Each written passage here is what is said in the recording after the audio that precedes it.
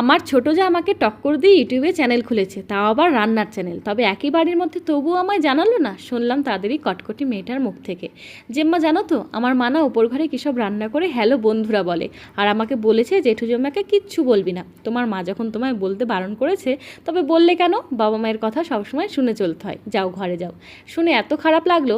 আমি সংসারের সব কাজ করি, ওকে একটা কাজও করতে হয় না। রান্নার ভিডিও বানাই, ও খেতে ভালোবাসে, রোজ ওপর ঘরে ওকে পৌঁছে দিই। আর ও চুপি চুপি ভিডিও বানিয়ে একা একাই খেয়ে নিচ্ছে। শোনার পর থেকে কাজে তেমন আর মন বসছে না। দুদিন মায়ের বাড়ি ঘুরে আসি বলে বেরিয়ে পড়লাম। এক রাত না কাটতেই সকালবেলায় ফোন এলো, দিদি তুমি বাড়ি চলে এসো, আমি তোমায় খুব মিস করছি।